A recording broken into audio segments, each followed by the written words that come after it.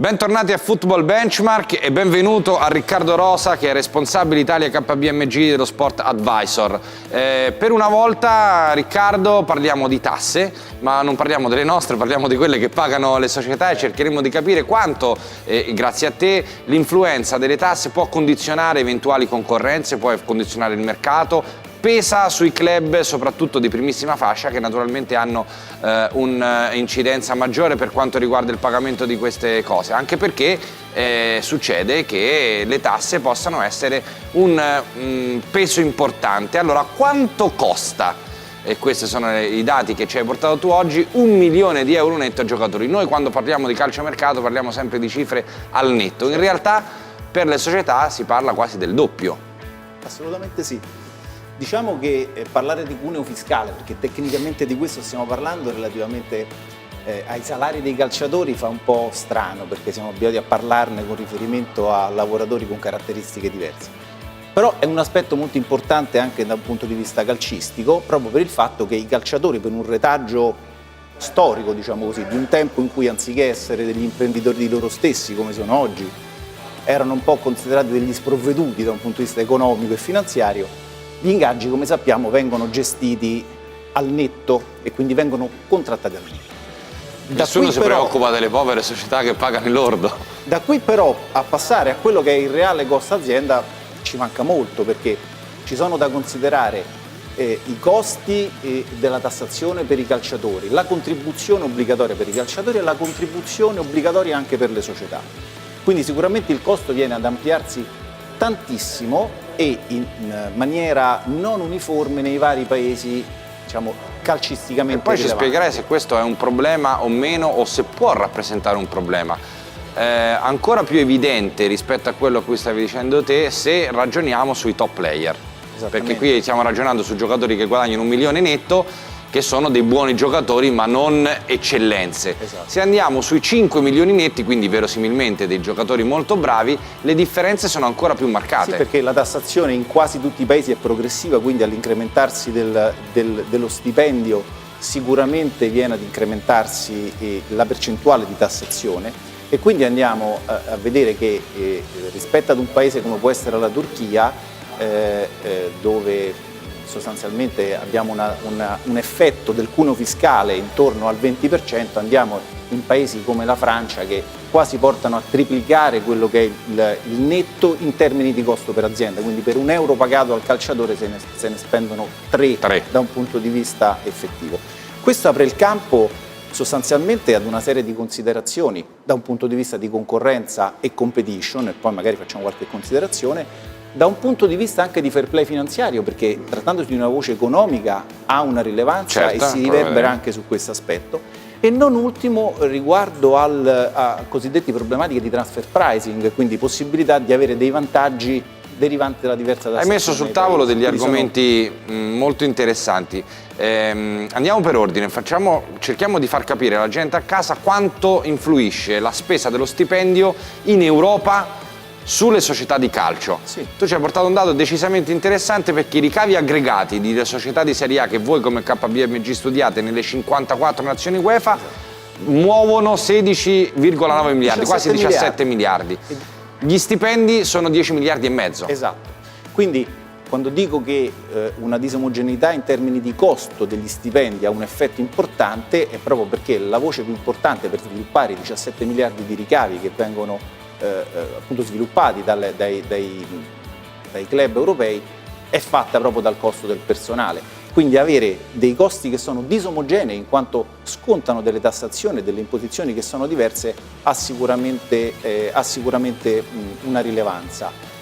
Questo è non solo in termini economico-finanziari, a tutti è facile comprendere che pagare un giocatore 10 milioni o pagarlo 13 per la società ovviamente fa una differenza. Ma questo ha un effetto, trattandosi di uno sport, anche in termini di competition.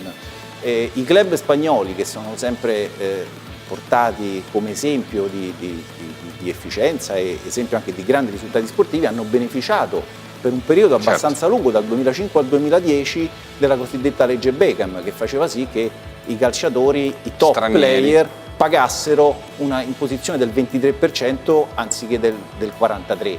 Quindi Questo ha sinceramente creato degli questo ha creato la squilibri, possibilità di attrarre i Kakà, gli Ibrahimovic e i Ronaldo, quindi dei giocatori che poi hanno consentito nella competizione sportiva proprio di avere degli obiettivi vantaggi. Prima ci parlavi del fair play finanziario, no? Che è uno degli equilibratori che sta mettendo sul piatto la UEFA. Due delle gambe su cui si regge in questo momento il fair play finanziario sono direttamente conseguenti alla tassazione. Il patrimonio naturalmente netto una volta che paghi le tasse rispetto a quelli che sono gli stipendi, e il pareggio di bilancio, perché è evidente che è la spesa più grande che hanno i club. Esatto, quindi noi che cosa abbiamo? Abbiamo che noi abbiamo una situazione in cui a livello internazionale, da un punto di vista dei ricavi, la competizione è sostanzialmente omogenea. Omogenea perché? Perché la grossa fetta dei ricavi viene dai diritti TV, che è un mercato su cui si compete oramai a livello internazionale. Certo. La Galatasaray e la Juventus competono sul mercato dei diritti TV alla stessa maniera, e quella è la voce più importante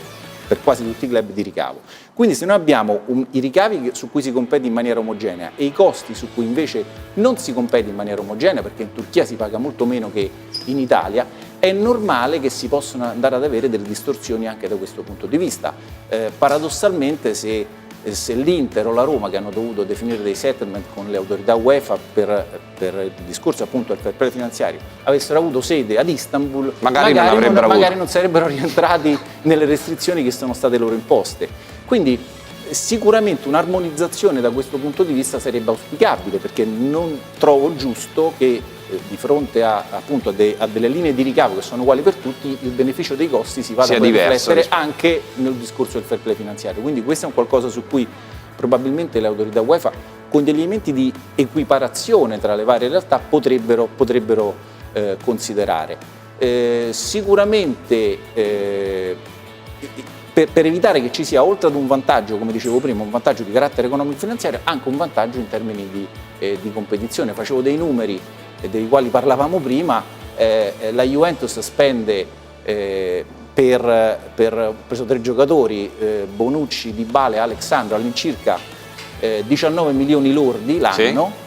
Qualora fosse assoggettata la tassazione turca, ne spenderebbe 11, e con gli 8 milioni potrebbe pagare lo stipendio di Mandzukic e Quadrado, quindi non proprio 2 giocatori scarsi, direi. Quindi effetto sulla competizione molto forte. E questo si lega anche all'ultimo dei temi a cui hai fatto riferimento prima, il transfer pricing, ovvero la possibilità di guadagnare per una società che ha delle sedi diverse. Questo succede fondamentalmente in finanza, certo. Mi spiegavi, no? È molto più raro, fra virgolette, nel calcio, però già ci sono delle società che hanno delle multiproprietà, anche italiane. Pensiamo a Suning, che ha proprietà in Cina e in Italia, pensiamo alla famiglia Pozzo, che ha proprietà in Italia, in Inghilterra, fino a poco tempo fa in Spagna. Questo è un po' un gioco che abbiamo voluto fare, per far capire a che tipo di situazioni si potrebbe verificare, no? Allora, cerchiamo di spiegare bene la grafica perché non è di impatto immediato. Il caso A, cioè quello che vedete a sinistra, è nel caso in cui la stessa proprietà decida di far pagare lo stipendio di 5 milioni di euro netti al giocatore, metà alla società italiana e metà alla società turca. Più che la società, le due società, supponiamo che un giocatore faccia i primi 6 mesi in Italia, i secondi 6 mesi li faccia al Besiktas, e il suo compenso di mercato rimanga lo stesso, sia 5 milioni. Quindi le due società potrebbero accordarsi, se vogliono, quindi se lo ritengono conveniente, come del caso, potrebbero accordarsi nel dire il 50% dello stipendio viene pagato dalla società italiana nel periodo in cui gioca in Italia e l'altro 50% viene pagato in Turchia. Oppure, caso B, torniamo alla grafica, nel qual caso avremmo un costo, considerata tutta la tassazione, di 7 milioni e 9, un costo complessivo tra Italia e Turchia di 7 milioni e 9. Nel caso in cui si decida invece di corrispondere 1 milione per i primi 6 mesi in Italia e 4 milioni per i secondi 6 mesi in Turchia, e quindi riconoscendo magari il fatto che è andato su giocatori in un campionato meno importante, o ha avuto delle prestazioni anche difficili da misurare, importanti, nel qual caso avremmo un costo di 6 milioni e 7. Quindi lo stesso giocatore percepisce i 5 milioni dai due club, ma spostando appunto la percentuale di suddivisione del costo abbiamo un effetto netto di 1 milione e 2. Che vanno a?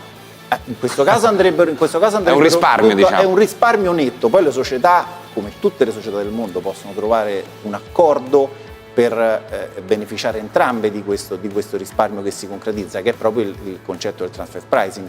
Quindi sinceramente credo che anche su questo un monitoraggio specie alla luce di queste multiproprietà che stanno man mano sviluppandosi anche rispetto a paesi, non dico meno trasparenti, ma diciamo più complessi da un punto di vista fiscale, come può essere la Cina ad esempio. Da questo punto di vista è un qualcosa che potrebbe essere monitorato.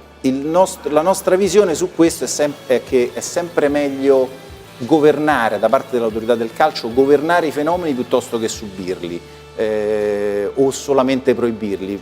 Ne parlavamo telefonicamente l'altro giorno quando parlavo dei TPO, della possibilità di terzi soggetti di detenere i diritti dei calciatori. In quel caso sono stati proibiti. Nella pratica, poi magari ne potremo parlare anche in un'altra sede, nella pratica ci sono dei fenomeni che mi fanno pensare che non siano completamente spariti. Riccardo, intanto ti ringrazio per questa analisi molto approfondita sul discorso tasse. La promessa è che ci verrai a trovare per raccontarci le TPO, l'appuntamento con Football Benchmark naturalmente per la prossima settimana.